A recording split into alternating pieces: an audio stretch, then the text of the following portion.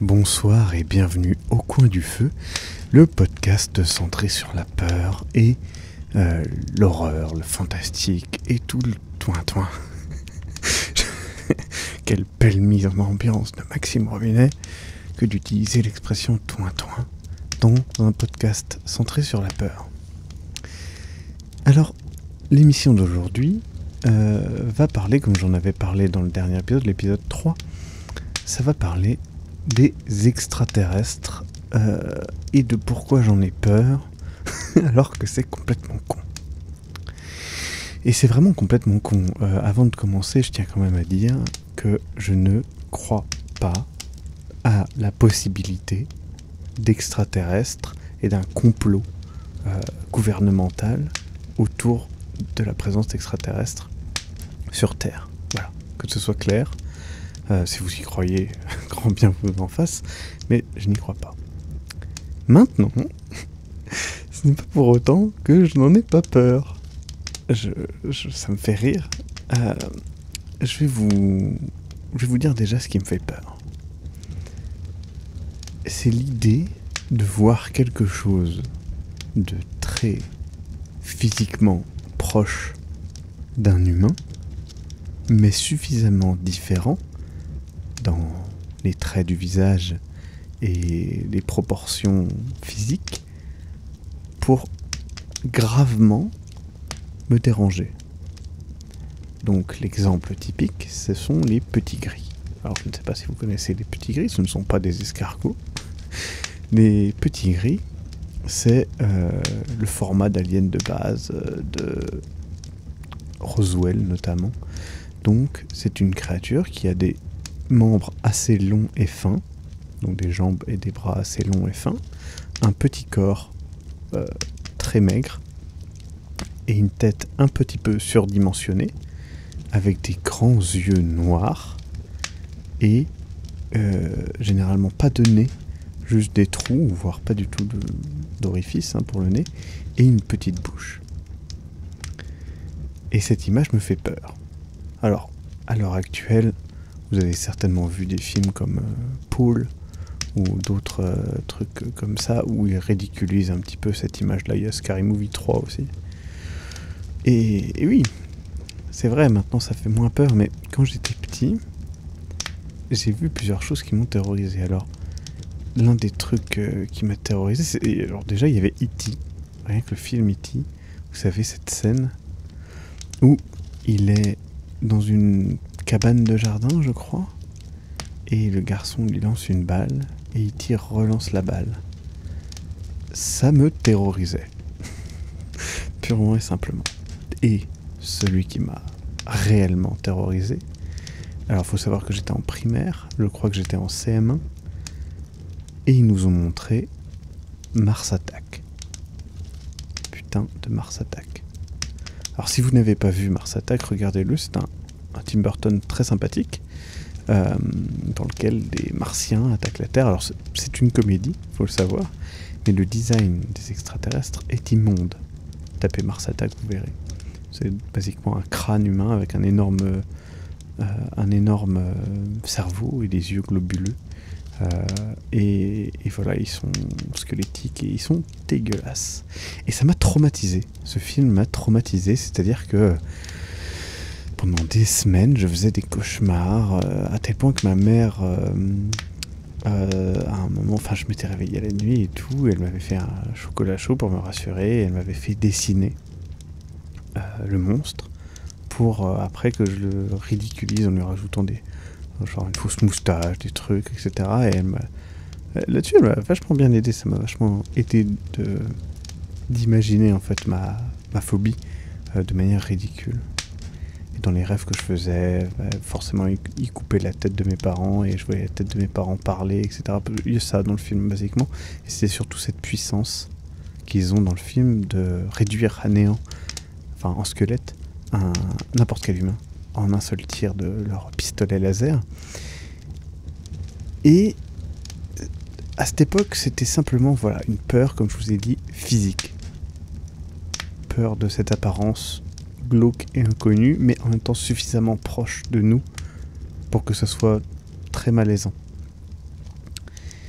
Je ne sais pas si Malaisant existe, mais suffisamment de gens l'utilisent sur internet pour que je l'utilise. Et ensuite, il y a eu la nuit extraterrestre. Alors, qu'est-ce que la nuit extraterrestre ? La nuit extraterrestre, c'est un documentaire, une nuit documentaire qui a été diffusée sur Canal+, avec Benoît Poelvoorde dans le rôle du docteur Manhattan, Monsieur Manhattan, pardon, qui présentait donc les types de rencontres. Donc il y avait troisième, deuxième, premier type, ou plutôt premier, deuxième, troisième type, etc.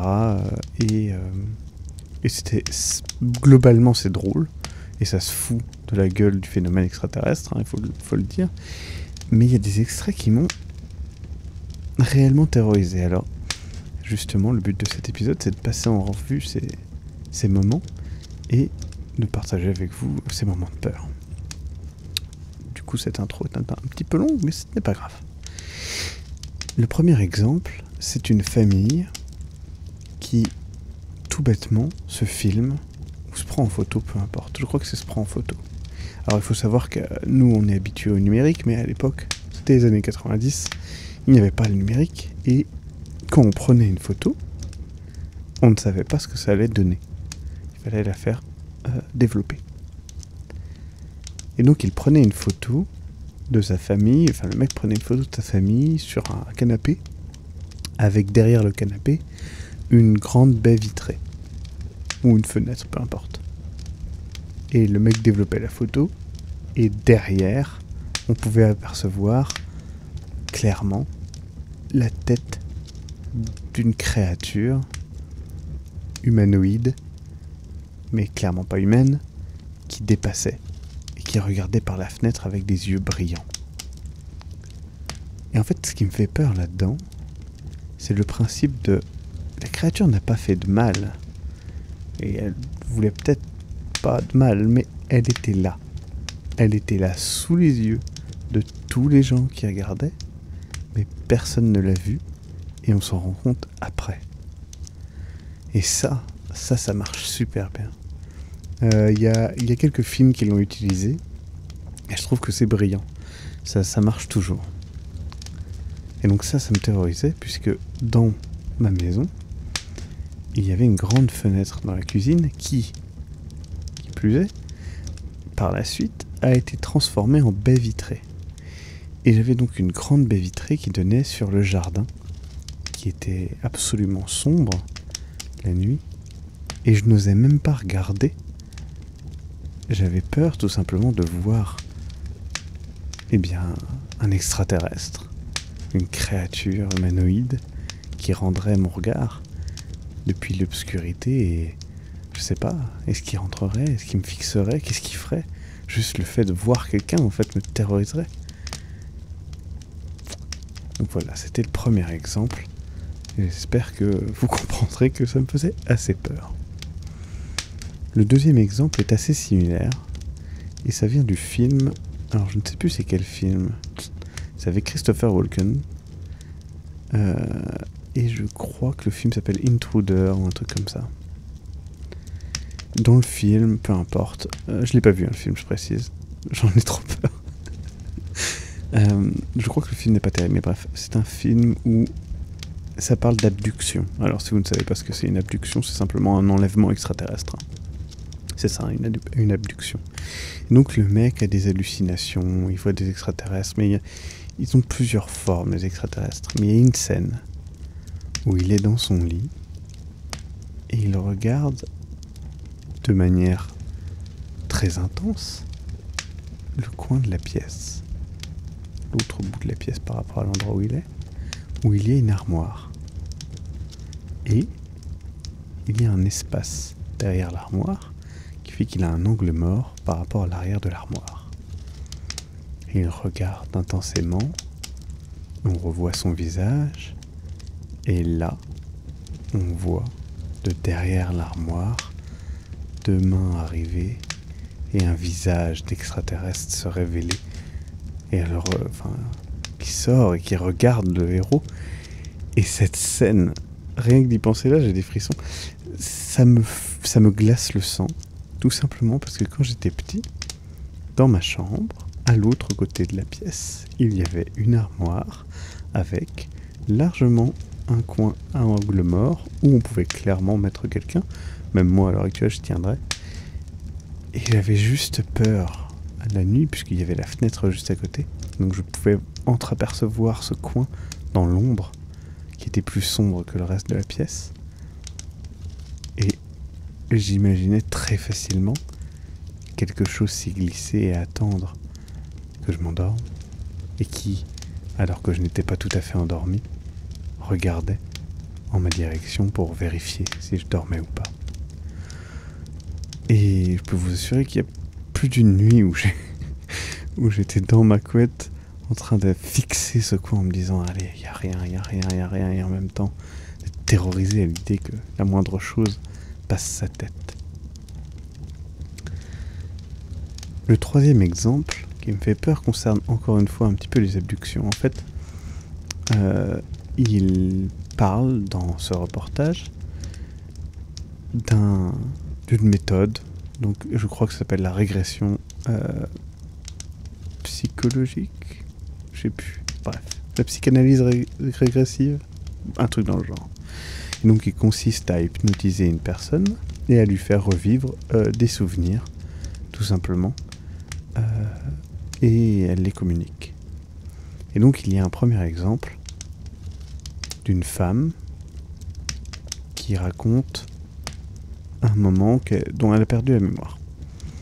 Et donc, elle est dans sa cuisine, et d'un coup, elle est prise de panique par quelque chose. Du coup, elle dit, il y a quelque chose à la porte, il y a quelque chose. Du coup, le psychiatre, moi je dis que c'est un psychiatre, c'est peut-être pas du tout un psychiatre, mais peu importe. Le psychiatre lui demande, qu'est-ce que c'est? Est-ce que vous vous souvenez? Et elle regarde, elle dit, oui, c'est un chien, et il aboie, c'est le chien du voisin, il me fait peur, et il aboie, il est en colère, etc. Il est à la porte, il risque d'entrer. Et le mari, je crois, je vous dis ça, c'est des souvenirs, donc peut-être que je déforme l'histoire, mais l'idée reste. Le mari dit alors, mais le chien du voisin, il est mort depuis 5 ans, c'est pas possible. Ça ne peut pas être le chien du voisin. Et du coup, le psychanalyste, je dis n'importe quoi, les termes sont changés, le psychiatre lui pose la question en disant, ce n'est pas possible, ce n'est pas le chien des voisins, qu'est-ce que vous voyez? Et là, elle se souvient, et on a les exemples en vidéo bien évidemment, d'un petit gris qui essaye de rentrer dans la maison par la porte de la cuisine. Et cette idée de souvenir déformé m'a terrorisé. Il y a un autre exemple de quelqu'un qui se souvient la nuit dans la forêt voir d'un coup une immense chouette, un grand hibou, mais immense, d'1,50 m, sur la route. Et il s'arrête. Et il est choqué par cette présence. Le hibou s'en va en marchant un petit peu, vous savez, comme les hiboux là. Et l'homme repart. Mais bien évidemment, en faisant sa séance d'hypnose, il se souvient que ce n'était pas un hibou. Non, les grands yeux noirs ne répondaient pas à ceux d'un hibou, mais bien un extraterrestre sur la route qui l'observait et qui est reparti avec une démarche un petit peu étrange. Un autre raconte l'histoire il voyait 3 policiers marcher de manière synchronisée, un petit peu étrange, et ils étaient petits, ils avaient ces grosses lunettes noires, vous savez, les lunettes qu'on voit notamment dans Dirty Harry 2, des grosses lunettes noires, voilà, les fameuses lunettes noires des policiers, des motards policiers aux États-Unis. Et en fait, c'est tout simplement 3 extraterrestres qui passent comme ça devant lui, et ça l'a choqué, donc son cerveau a effacé l'histoire et l'a remplacé. Il y a une série qui est sortie d'ailleurs, je n'ai jamais pu la regarder, je ne sais plus comment elle s'appelle, je crois qu'elle s'appelle Enlèvement, ou un truc comme ça, enfin bref. Et je crois que Spielberg a participé à cette série-là, c'est une mini-série sur justement des enlèvements extraterrestres. Et dedans, je crois qu'il y a un moment où un enfant se souvient, ou en tout cas voit, un... Excusez-moi, il y a un bruit vraiment chelou, attendez. Ouais, je sais pas ce que c'est. Je me fais peur comme un con. Donc, l'enfant voit un énorme écureuil, je crois, ou un personnage de ces BD, et il le suit forcément, et en fait, c'est un extraterrestre. Un autre film qui m'a traumatisé là-dessus, c'est... Oh non, je viens de perdre le titre. Un film sur la pédophilie, qui est un très bon film. C'est vraiment dommage que je me souvienne plus du nom. Avec... j'ai envie de dire Jared Leto, mais je dois me tromper. Ou bien il est très jeune. C'est possible que ce soit Jared Leto très jeune. Et il y a une scène où en fait tout simplement un enfant se souvient être kidnappé par des extraterrestres. Et en fait, tristement, c'est un souvenir déformé de son agression sexuelle de quand il était plus jeune. Et bon, malheureusement, ce qui est triste, c'est que ça, je pense que c'est beaucoup plus réaliste que les extraterrestres, c'est un vrai danger. Mais cette scène m'a aussi pas mal choqué, puisque la scène est très violente et très viscérale. Autre exemple extraterrestre qui me fait peur, c'est bien sûr les abductions, les souvenirs des abductions et l'idée de tomber dans l'espèce de milieu fantastique, c'est-à-dire que vous avez vécu une abduction, personne ne vous croit, et il est impossible de faire croire à quelqu'un, d'accepter le fait qu'il y ait des extraterrestres. Moi le premier, je veux dire, quelqu'un qui me raconte ça, je vais dire oui, c'est gentil, hein, mais tu dis de la merde. Et ça me fait peur, ça m'a fait peur pendant pas mal de temps, cette idée de merde. Aussi bien, moi, un jour, je me ferai kidnapper par des extraterrestres, abducté, et je pourrais pas en parler. Et ça, en fait, c'est assez drôle. Je pense que... ce qui est triste, c'est que ça fait quand même écho avec les gens qui subissent des harcèlements sexuels, ou des viols, ou des agressions plutôt sexuelles, et qui ne peuvent pas en parler tout simplement parce qu'on ne les prend pas au sérieux. Et je pense que c'est quelque chose qui doit être... corrigé dans la société, et malheureusement on est assez loin de ça, et je trouve ça très dommage. Et c'est vrai que c'est un peu ridicule d'en parler à partir d'enlèvements extraterrestres, mais je pense que c'est parfaitement lié, en fait, tout simplement, dans le sens que cette peur, ces gens-là la vivent, mais avec quelque chose de bien plus crédible et bien plus réel que des enlèvements extraterrestres. Autre élément qui me perturbe, le cas Fraguinha, je crois que c'est comme ça qu'il s'appelle, donc qui est en fait un cas où c'est un petit peu le Roswell d'Amérique du Sud. Je ne sais plus c'est dans quel pays, j'ai envie de dire Brésil, mais je me trompe peut-être, et puis c'est facile de se tromper avec l'Amérique du Sud. Et donc en gros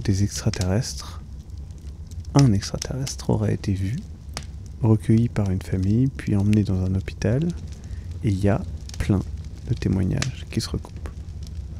Et le problème de ce cas, c'est que c'est crédible. Tout est crédible. Alors je ne dis pas c'est un extraterrestre, je dis qu'est-ce que c'est. Parce que les témoignages sont là. Alors vous allez me dire oui, mais c'est facile de modifier les trucs. Je suis totalement d'accord avec vous. Mais si c'est vrai, et ce n'est pas un extraterrestre, c'est pas ce que je dis. Mais qu'est-ce que c'est ? Qu'est-ce que le truc qu'ils ont vu ? Qu'est-ce que c'est ? Les descriptifs se recoupent, on parle de quelque chose en plus qui ne correspond pas réellement au classique du petit gris, justement, et je trouve ça passionnant, en fait, même si au final je ne pense pas que cela corresponde à un extraterrestre. Je trouve ça très intéressant, et justement je pense que c'est ce qui m'intéresse, ça me fascine en fait, cette idée de conspiration. J'ai fait pas mal de recherches, bref. J'ai vu pas mal de choses par rapport à Roswell. Parce que voilà, je pense pas qu'on puisse parler d'extraterrestres sans parler de Roswell. Donc pour ceux qui ne le savent pas, en 1947, à Roswell, aux États-Unis, des gens ont vu quelque chose s'écraser dans le désert. Ils ont vu des silhouettes près de l'endroit du crash, et des silhouettes humaines, et une soucoupe volante. Voilà. En tout cas, les débris d'une soucoupe volante. Et c'est le premier cas de recensement d'un tel événement. Et ce qui est super intéressant, c'est qu'il s'est passé plein de choses par rapport à ce cas-là. L'armée a dit tout et n'importe quoi. Il y a des gens qui sont revenus sur ce qu'ils ont dit. À un moment, l'armée a dit c'est un ballon sonde. À un autre moment, ils sont revenus en disant non, finalement c'est tel truc. À un autre moment, un mec a dit oui, c'était bien des silhouettes, il y avait bien 30 silhouettes humanoïdes, je les ai vues moi aussi. Quelqu'un de l'armée qui a quitté l'armée et qui est revenu et dire non, mais il y a vraiment des trucs cachés. Et tout ça me fait me dire que c'est un excellent coup de communication de l'armée américaine. C'est-à-dire que, imaginez, vous êtes en plein début de guerre froide, 47, et vous avez tout simplement un équipement militaire que vous testez. Donc là, pour le coup, je crois que c'était des combinaisons, quelque chose comme ça, enfin peu importe. Et le problème, c'est que vous avez un crash. Ou bien, vos ennemis, les Russes, ont envoyé un équipement militaire que vous avez abattu et qui s'est écrasé, peu importe. Vous êtes dans la merde puisque c'est quelque chose qui s'est vu par le public et vous essayez de le cacher. Mais, de nulle part, le public n'y voit pas un armement militaire, mais bien une présence extraterrestre. C'est absolument ridicule, personne ne le prend au sérieux, mais le phénomène prend de l'ampleur. Alors, quoi de mieux que de jouer là-dessus ? Dire non, au début vous allez bien évidemment dire non, ce n'est pas du tout ça. Mais les conspirationnistes ne s'arrêteront pas là. Donc pourquoi pas de temps en temps rebalancer un petit truc, une petite info, pas forcément crédible, juste revenir sur ce que vous avez dit. Et dire non, c'est vrai, c'était tel truc. Ou donner une information qui n'est pas possible. Ils l'ont fait, je crois qu'en gros ils disent qu'il y a tel objet, c'était tel objet, et ce tel objet en 47 n'existait pas encore, ou quelque chose comme ça. Bon après, encore une fois, tout ça c'est des infos de sites conspirationnistes, n'allez pas croire ça sur parole. Mais je trouve ça très intéressant, c'est-à-dire que c'est beaucoup plus simple pour l'armée américaine de cacher un secret militaire quelconque, plutôt que d'essayer de le couvrir avec d'autres choses. Là, on leur a donné l'excuse parfaite, des extraterrestres. Rendez-vous compte, la base 51, tous ces trucs-là, ça marche très bien. Et je trouve ça très intéressant, en fait. Maintenant, je trouve qu'à l'heure actuelle, on part un petit peu trop dans le délire avec les anciennes civilisations, les machins, les pyramides. C'est très drôle. J'habitais avant rue des Moissons à Reims. Et il se trouve que j'habitais dans l'ancien appartement de Guy Claude Mauny. Vous pouvez taper sur internet Guy Claude Mauny. Et en fait, c'est quelqu'un qui écrivait pas des romans pour lui, mais bon, on va dire des romans, sur le fait que les extraterrestres ont communiqué avec les Égyptiens et ont aidé à la construction des pyramides. C'est de eux que vient l'Ankh, des choses comme ça. Donc Stargate, basiquement. Mais du coup, c'est Guy Claude Mauny qui participait à ce genre de théorie, et je vivais dans l'appartement où il est mort d'ailleurs, donc assez intéressant. Pour revenir sur les extraterrestres, je pense que ce qui m'inquiète le plus, c'est vraiment quelque chose de différent de nous, mais qui est très proche de nous. Ça leur donne une puissance incommensurable dans mon imaginaire.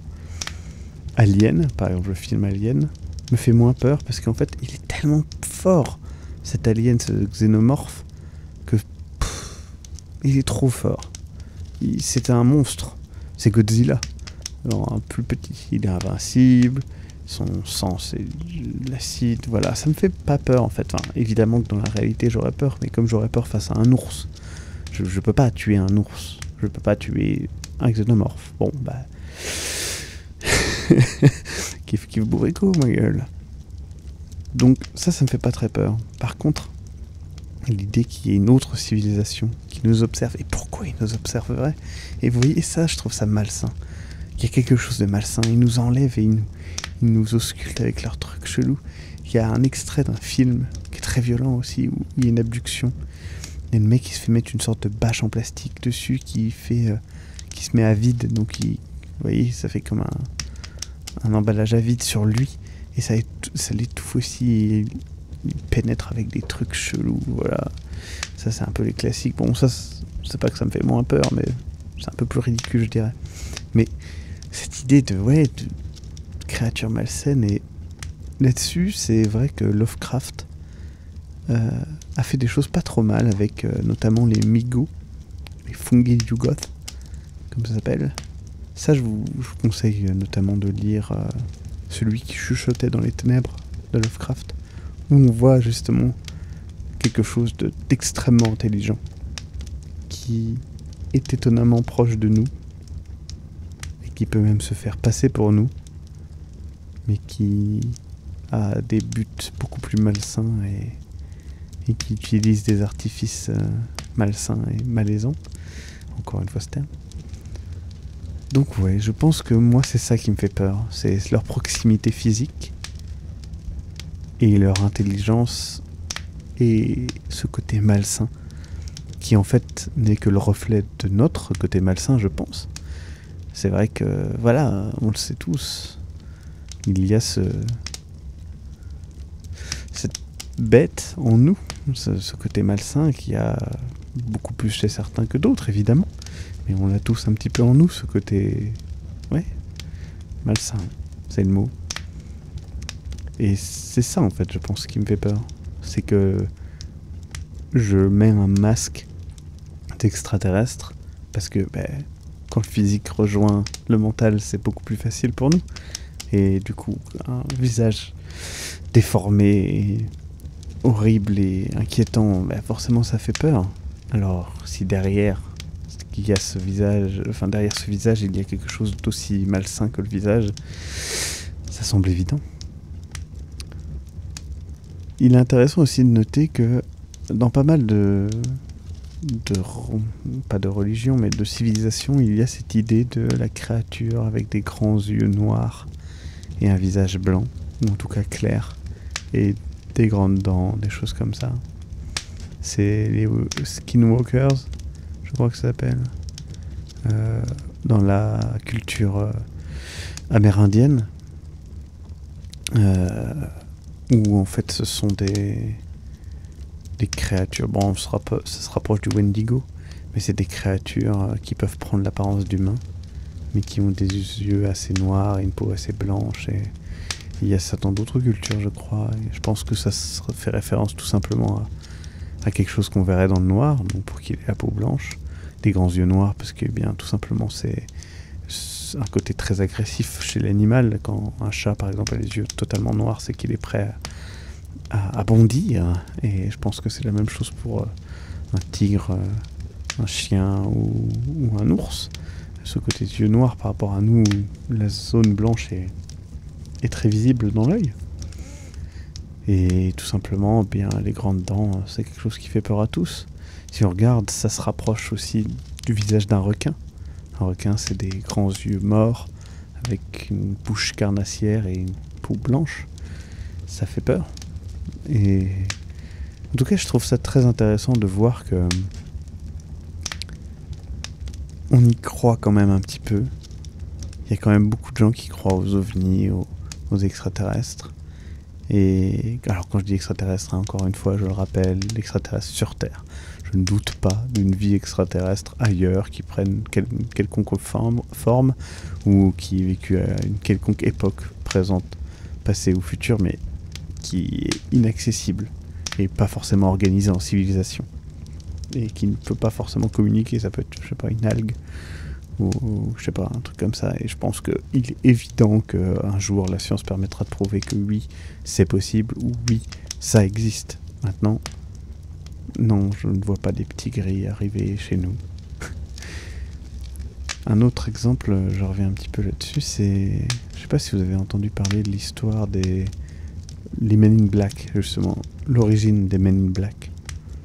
En gros, c'est une légende urbaine qui parle d'hommes en noir qui viennent à certains événements, à certaines périodes, et qui ont une peau, une odeur et une couleur de peau très particulière. Et des traits physiques très particuliers qui sont habillés, bien évidemment, en noir, avec un chapeau noir et des lunettes noires. Certains qui parlent que ce sont des extraterrestres, d'autres que ce sont des membres du gouvernement qui cachent justement l'existence d'extraterrestres, d'autres des expériences génétiques ratées. Bref, je trouve ça très intéressant et je pense qu'on reviendra aussi sur ce sujet-là un soir, au coin du feu, pourquoi pas. Et vous, du coup, est-ce qu'il y a quelque chose qui vous inquiète chez les extraterrestres, quelque chose dont je n'ai pas parlé? Est-ce que vous avez une histoire à raconter autour des extraterrestres? Une histoire que vous avez entendue, un film que vous avez vu? Il y a Signe, notamment, qui fait particulièrement peur sur les extraterrestres. Bon, le film n'est pas forcément d'une qualité extraordinaire, mais moi, ça me fait peur. Et... ouais. Moi, je trouve l'idée d'extraterrestres sur Terre très inquiétante. Mais c'est juste une idée, c'est juste pour me faire peur. Quand je raconte des histoires ou que je m'imagine, enfin que je suis tout seul dans ma chambre le soir. Enfin le soir, je suis rarement tout seul dans ma chambre le soir, c'est plutôt le matin, quand je vais me coucher. Bref, je vous dis à une prochaine fois, au coin du feu, et je vous souhaite une très bonne nuit.